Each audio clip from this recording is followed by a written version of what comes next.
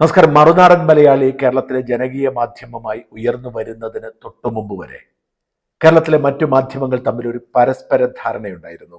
എത്രമാത്രം രാഷ്ട്രീയ ഭിന്നതയുണ്ടെങ്കിലും ഒരു മാധ്യമം മറ്റൊരു മാധ്യമത്തിനെതിരെ വാർത്ത കൊടുക്കുമായിരുന്നില്ല. ദേശാഭിമാനിയും മനോരമയും കേസുകളൊക്കെ നടത്തിയിട്ടുണ്ടെങ്കിലും കഴിയുന്നതും ഉപദ്രവിക്കാതിരിക്കാൻ ശ്രമിക്കുന്ന ഒരു രീതി.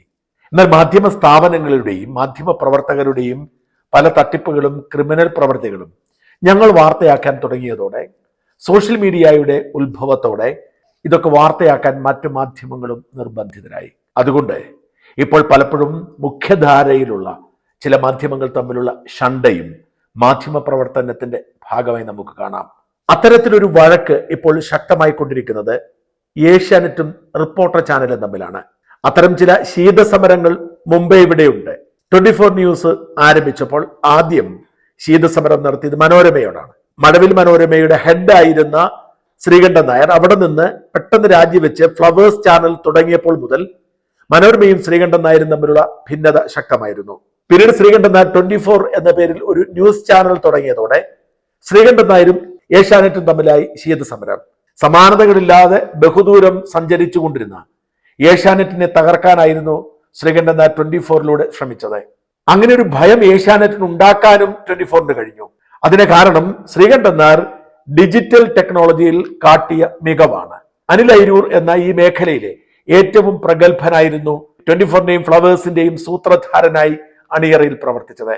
24ന്റെ തുടക്കത്തിൽ ഡോക്ടർ അരുൺകുമാറിന്റെ മികവും ഗുണകരമായി. ഇതിനൊപ്പമാണ് മോർണിംഗ് ഷോയിൽ ശ്രീകണ്ഠൻ നായരുടെ അസാധാരണമായ പെർഫോമൻസ്. മോർണിംഗ് ഷോയിൽ ഇപ്പോഴും മറ്റൊരു ചാനലിനും 24നെ പൊട്ടിക്കാൻ കഴിയുന്നില്ല. അത്രമാത്രം ഉയർന്നാണ് മോർണിംഗ് ഷോയിൽ ശ്രീകണ്ഠൻ നായരുടെ ഷോ നിൽക്കുന്നത്. വാസ്തവത്തിൽ 24ന്റെ ഓവറോൾ റേറ്റിംഗിനെ സഹായിച്ചതും ശ്രീകണ്ഠൻ നായരുടെ മോർണിംഗ് ഷോയാണ്.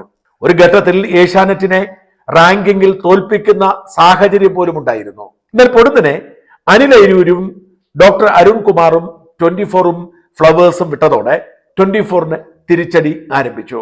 ഏഷ്യാനെറ്റിനെ ഭീഷണി ഉയർത്തിക്കൊണ്ടുള്ള 24 ആ യാത്രയ്ക്ക് കുറവ് സംഭവിച്ചിരിക്കുന്നു.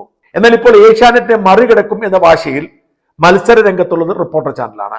റിപ്പോർട്ടർ ചാനലിന്റെ മികവ് എന്ന് പറയുന്നത് മറ്റെല്ലാ ചാനലുകൾക്കും ഒരു മുഖം മാത്രമുള്ളപ്പോൾ ഏറ്റവും മികവുറ്റ 2 മുഖങ്ങളും തരക്കേടില്ലാത്ത 3 മുഖങ്ങളും ഒപ്പം നിർത്തുന്നു എന്നതാണ്. നികേഷ് കുമാറും ഡോക്ടർ അരുൺകുമാറും ഈ രംഗത്തെ ഏറ്റവും പേരുള്ള മുഖങ്ങളാണ്. അവർ രണ്ടുപേരും ഒരുമിച്ച് നിൽക്കുന്നു എന്ന് മാത്രമല്ല, തൊട്ടു താഴെ സുജയപാർവതിയും സ്മൃതി പരുത്തിക്കാടും ഉണ്ണി ബാലകൃഷ്ണനും ഉണ്ടേ എന്ന് ഓർക്കണം. അതുകൊണ്ട് ആ ഒരു മികവ് റിപ്പോർട്ടറിന് കിട്ടുന്നുണ്ട്. എന്ന് മാത്രമല്ല, അനിൽ അയിരൂർ ഇപ്പോൾ റിപ്പോർട്ടറിലാണ്. അതിന്റെ ഒരു വിഷ്വൽ മികവും റിപ്പോർട്ടറിനുണ്ട്.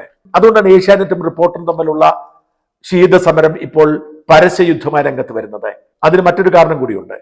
റിപ്പോർട്ടർ സാങ്കേതികമായി മികവ് കാട്ടുമ്പോഴും മികവുറ്റ അവതാരകരെ രംഗത്തിറക്കുമ്പോഴും റിപ്പോർട്ടറിന്റെ മുതലാളിമാർ ദുരൂഹ കഥാപാത്രങ്ങളാണ്, കുഴപ്പക്കാരാണ് എന്നതൊരു പ്രശ്നം തന്നെയാണ്. അഗസ്റ്റിൻ സഹോദരന്മാർ എന്ന് പറയുന്ന 3 സഹോദരന്മാരാണ്. അതിൽ ആൻഡോ അഗസ്റ്റിൻ എന്ന് പറയുന്ന ആളാണ് റിപ്പോർട്ടറിന്റെ മുഖമായി അവിടെയുള്ളത്. മാനേജിംഗ് ഡയറക്ടർ മറ്റുമാണെന്ന് തോന്നുന്നു. ഈ അഗസ്റ്റിൻ സഹോദരന്മാർക്കെതിരെ ഒരുപാട് തട്ടിപ്പ് കേസുകളുണ്ട്. നമുക്കൊക്കെ അറിയാവുന്നതും ചർച്ചയാവുന്നതും മുട്ടിൽ മരമുറിയാണ്. അതാണ് ഇപ്പോൾ കുറ്റപത്രം സമർപ്പിച്ചിരിക്കുന്നത്. എന്നാൽ മാംഗോ ഫോൺ എന്ന പേരിൽ കേരളത്തിലെ മുഴുവൻ മാധ്യമങ്ങളിലും പരസ്യം കൊടുത്ത് അമിതാഭ് ബച്ചനെ പോലും പറ്റിച്ച് വലിയ തോതിൽ പിരിവെടുക്കാനായിട്ടൊരു നീക്കം നടത്തിയിരുന്നു 2016. മറുനാടനാണ് അത് പൊളിക്കുന്നത്. ഇത് തട്ടിപ്പാണ് എന്ന് പറഞ്ഞ് മറുനാടനാണ് വാർത്ത കൊടുക്കുന്നത്. അക്കാലത്ത് മറുനാടനെ പൂട്ടാൻ വേണ്ടി ഒരു ഓൺലൈൻ പോർട്ടൽ ആരംഭിച്ചിരുന്നു. അതിന്റെ ഉദ്ഘാടനം പിണറായി വിജയനെ കൊണ്ട് ചെയ്യിപ്പിക്കാൻ തീരുമാനിച്ചു. അന്ന് പിണറായിയുമായി ഞങ്ങൾക്ക് കുഴപ്പമൊന്നുമില്ലാത്തത് കൊണ്ട് ഞാൻ തന്നെ നേരിട്ട് സംസാരിച്ച് ആ ഉദ്ഘാടന പരിപാടിയിൽ നിന്നും പിണറായിയെ പിൻമാറ്റുകയായിരുന്നു. കോടിക്കണക്കിന് രൂപയുടെ തട്ടിപ്പ് നടത്തി ബാങ്കുകളെ കബളിപ്പിച്ചതിന്റെ പേരിൽ, മറ്റ് ധനകാര്യ സ്ഥാപനങ്ങളെ കബളിപ്പിച്ചതിന്റെ പേരിൽ ഒക്കെയുള്ള പരാതികൾ നേരിടുന്ന വ്യക്തികളാണ്. മുഴുവൻ കടമാണ്, ലോണാണ്. പൊടുന്നനെ ദുരൂഹ സാഹചര്യത്തിൽ പണം ഉണ്ടാകുന്നു. കൊച്ചിയിലെ ഹോളിഡേ ഇൻ ഹോട്ടൽ വാങ്ങുന്നു, തിരുവനന്തപുരത്തെ മാരിയറ്റ് വാങ്ങുന്നു. അങ്ങനെ വലിയ സാമ്പത്തിക ഇടപാടുകളൊക്കെ നടത്തി റിപ്പോർട്ടർ ചാനലും അവർ സ്വന്തമാക്കുന്നു. റിപ്പോർട്ടർ ചാനലിന്റെ ഉടമസ്ഥാവകാശത്തെ സംബന്ധിച്ച തർക്കം ഇപ്പോഴും തുടരുകയാണ്. തൊടുപുഴക്കാരി ലാലിയാണ് പരാതിക്കാരി. എന്തായാലും അവർ വലിയ തോതിൽ ഇൻവെസ്റ്റ്മെന്റ് നടത്തുന്നത് EDയുടെ അന്വേഷണം ഉണ്ടെന്നാണ് എനിക്ക് മനസ്സിലാക്കാൻ കഴിയുന്നത്. പ്രത്യേകിച്ച് കൊച്ചിയിലെ ഹോളിഡേ ഇൻ ഹോട്ടൽ ഇടപാടുമായി ബന്ധപ്പെട്ട് ഇവരെന്തായാലും റിപ്പോർട്ടർ ചാനലിൽ നിക്ഷേപകരാകുന്നു. അതിന് മുഖമായി ആൻഡോ അഗസ്റ്റിൻ രംഗത്ത് വരുന്നു. വലിയ അവതാരകരെ കൊണ്ടുവരുന്നു. അവർക്കൊക്കെ നല്ല ശമ്പളം കൊടുക്കുന്നു. അങ്ങനെ മാധ്യമ സ്ഥാപനത്തിന്റെ സ്വാധീനം ഉപയോഗിച്ചുകൊണ്ട് കേസിൽ നിന്ന് ഊരാനുള്ള ശ്രമമായിരിക്കാം നടന്നത്. അതിനിടയിലാണ് ഏഷ്യാനെറ്റ് ഇതിന്റെ പിന്നാലെ പിടിക്കുന്നത്. റിപ്പോർട്ടർ ചാനലിന്റെ പരമാധികാരിയായി ഒരു വന്നതോടെ മനോരമ പിന്നോട്ട് മാറി. മുട്ടിൽ മരമുറി ആദ്യം കൊണ്ടുവന്നത് മനോരമയുടെ ജയൻ മേനോനാണ്. പതിയെ അവർ പിന്നോട്ട് വലിഞ്ഞു. എന്നാൽ ഏഷ്യാനെറ്റ് തുടർച്ചയായി വാർത്ത കൊടുക്കുന്നുണ്ട്. ഇത് വലിയ ക്ഷീണമായ റിപ്പോർട്ടർ ചാനലിന്. അതുകൊണ്ടാണ് ഏഷ്യാനെറ്റിനോട് പകവീട്ടാൻ റിപ്പോർട്ടർ രംഗത്ത് വന്നിരിക്കുന്നത്. 2 ദിവസം മുമ്പ് PV അൻവർ ഒരു പത്രസമ്മേളനം നടത്തി. അൻവറിന്റെ പത്രസമ്മേളനം വളരെ രസകരമാണ്. അപ്പൊ അതുപോലെ അൻവർ ചീത്ത വിളിക്കേണ്ടവരെയൊക്കെ ചീത്ത വിളിച്ചു മുമ്പോട്ട് പോകും. KC വേണുഗോപാലിനെയും രാഹുൽ ഗാന്ധി ഒക്കെ ചീത്ത വിളിച്ചു. അത് അൻവർ രാഷ്ട്രീയക്കാരൻ എന്ന നിലയിൽ അൻവറിന്റെ സ്വാതന്ത്ര്യമാണ്, അതിൽ കാര്യമൊന്നുമില്ല, അത് നടക്കട്ടെ. എന്നാൽ അൻവർ തന്റെ പത്രസമ്മേളനത്തിൽ ഏറെയും നീക്കി വെച്ചത് ഏഷ്യാനെറ്റിനെ വിമർശിക്കാനാണ്. ഏഷ്യാനെറ്റിനെതിരെ തുടർച്ചയായി വ്യാജ കഥകൾ തന്നെ പറഞ്ഞുകൊണ്ടിരുന്നു. ഏഷ്യാനെറ്റിന്റെ ഓഫീസ് മുഴുവൻ റെയ്ഡ് നടത്താൻ കോടതി ഉത്തരവിട്ടിരിക്കുന്നു, ഇന്ന് തന്നെ റെയ്ഡ് നടക്കും, ഏഷ്യാനെറ്റ് അതിന് പക വീട്ടുന്നു എന്നൊക്കെ പറഞ്ഞുകൊണ്ടുള്ള പത്രസമ്മേളനം. ഈ പത്രസമ്മേളനം മുഖ്യമന്ത്രി പത്രസമ്മേളനം കൈകാര്യം ചെയ്യുന്നത് പോലെയാണ് റിപ്പോർട്ടർ ചാനൽ കൈകാര്യം ചെയ്തത്. അൻവർ വെറും MLA മാത്രമാണ്. ഈ അൻവറിന്റെ പത്രസമ്മേളനം വലിയ പ്രാധാന്യത്തോടു കൂടിയാണ് റിപ്പോർട്ടർ കൊടുക്കുന്നത്. ഇത് ഏഷ്യാനെറ്റിനോട് പകവിട്ടാനാണ്. എന്നിട്ട് സാധാരണ മറ്റാർക്കും കൊടുക്കാത്ത പ്രാധാന്യം, ഒരു MLAക്ക് പോയിട്ട് മന്ത്രിക്ക് പോലും കൊടുക്കാത്ത പ്രാധാന്യം, അതും എത്രയോ കാർഡുകൾ, എത്രയോ വാർത്തകളായി ഏഷ്യാനെറ്റിനെതിരെ പറഞ്ഞ ഓരോ വാക്കും വ്യത്യസ്തമായ വാർത്തകളാക്കി റിപ്പോർട്ടർ കൊടുത്തുകൊണ്ടേയിരിക്കുകയാണ്. ഈ പകവീട്ടലിന്റെ ഭാഗമാണ്. അൻവർ പറഞ്ഞതൊക്കെ കള്ളങ്ങളാണ്. അൻവർ പറഞ്ഞു ഏഷ്യാനെറ്റിൽ റെയ്ഡ് നടക്കാൻ പോകുന്നു, ഏഷ്യാനെറ്റ് പിടിച്ചെടുക്കാൻ പോകുന്നു, കോടതി പറഞ്ഞതൊക്കെ കള്ളമാണ്. ഏഷ്യാനെറ്റ് മറുപടിയുമായി രംഗത്ത് വന്നിട്ടുണ്ട്. ഏഷ്യാനെറ്റ് ന്യൂസിൽ ഇന്നത്തെ പോലീസ് പരിശോധന മാറ്റാൻ കോടതി ഉത്തരവ്. ഏഷ്യാനെറ്റ് ന്യൂസിൽ വ്യാപക റെയ്ഡിന് കോടതി ഉത്തരവിട്ടുവെന്ന PV അൻവറിന്റെ തെറ്റിദ്ധരിപ്പിക്കുന്ന പ്രസ്താവന ചൂണ്ടിക്കാട്ടി ഏഷ്യാനെറ്റ് ന്യൂസ് നൽകിയ ഹർജിയിലാണ് ഉത്തരവ്. ഏഷ്യാനെറ്റ് ന്യൂസിലെ കോഴിക്കോട്, കണ്ണൂർ ഓഫീസുകളിലെ എഡിറ്റ്, ക്യാമറ ഉപകരണങ്ങൾ പിടിച്ചെടുക്കാൻ അനുമതി ആവശ്യപ്പെട്ട് പോലീസ് നേരത്തെ കോടതിയെ സമീപിച്ചിരുന്നു. ഇത് തള്ളി എഡിറ്റ് ഉപകരണങ്ങൾ ഓഫീസിലെത്തി 2 മണിക്കൂർ മാത്രം പരിശോധിക്കാനുള്ള അനുമതിയാണ് കോടതി നൽകിയത്. ഇതിനെയാണ് അൻവർ വ്യാപക റെയ്ഡ് എന്ന് തെറ്റിദ്ധരിപ്പിച്ച് വാർത്താസമ്മേളനം യഥാർത്ഥത്തിൽ ഏഷ്യാനെറ്റ് പറഞ്ഞാണ് ശരി. കേസന്വേഷണത്തിന്റെ ഭാഗമായി ചില ഡിജിറ്റൽ ഉപകരണങ്ങൾ വേണം, എഡിറ്റ് ചെയ്ത കമ്പ്യൂട്ടറും മറ്റും വേണം. അതിനുവേണ്ടി കോടതിയിൽ ആവശ്യപ്പെട്ടു. അവർ അതിനെ എതിർത്തു. കോടതി 2 എഡിറ്റ് സ്യൂട്ട് മാത്രം എടുക്കാൻ പറഞ്ഞു. പക്ഷെ അതിനാണ് മുഴുവൻ ഓഫീസുകളിൽ റെയ്ഡ് നടക്കുന്നു, എല്ലാ സാധനങ്ങളും പിടിച്ചെടുക്കുന്ന രീതിയിൽ അൻവർ രംഗത്ത് വന്നത്. അതാണ് ഏഷ്യാനെറ്റ് ക്ലാരിഫൈ ചെയ്യുക. ഏഷ്യാനെറ്റ് പറഞ്ഞാണ് ശരി. അതിനിടയിൽ അൻവർ പറഞ്ഞത് ഭൂമി കൈയേറ്റത്തിന് കേസുണ്ട് ഏഷ്യാനെറ്റ് മുതലാളിയുടെ പേരിൽ.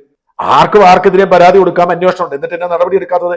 നിങ്ങളുടെ പോലീസിലെ നടപടി എടുക്കേണ്ടത്. അതുപോലെയാണ് അൻവറിന്റെ ഭൂമി തട്ടിപ്പ് കേസുകൾ. അൻവറിനെതിരെ എത്രയോ തട്ടിപ്പ് കേസുകളുണ്ട്, എത്രയോ പരാതികളുണ്ട്, എത്രയോ കേസുകളുണ്ട്. സർക്കാർ സ്വാധീനിച്ച് രക്ഷപ്പെടുത്തുന്നു. എന്തായാലും അൻവറിന്റെ സർട്ടിഫിക്കറ്റ് റിപ്പോർട്ടർ ചാനലിനെ നവകേരള സദസ്സ് അന്തസ്സായി റിപ്പോർട്ട് ചെയ്തത് ഈ റിപ്പോർട്ടർ ചാനൽ മാത്രമാണെന്ന്. എന്തായാലും ഏഷ്യാനെറ്റും റിപ്പോർട്ടർ ചാനലും തമ്മിലുള്ള സമരം മുമ്പോട്ട് പോവുകയാണ്. റിപ്പോർട്ടർ ചാനൽ നേരിടുന്ന 2 വെല്ലുവിളികളാണ്. അതിന്റെ ക്വാളിറ്റിയിൽ ഒരുപാട് മാറ്റം വന്നിട്ടുണ്ട്.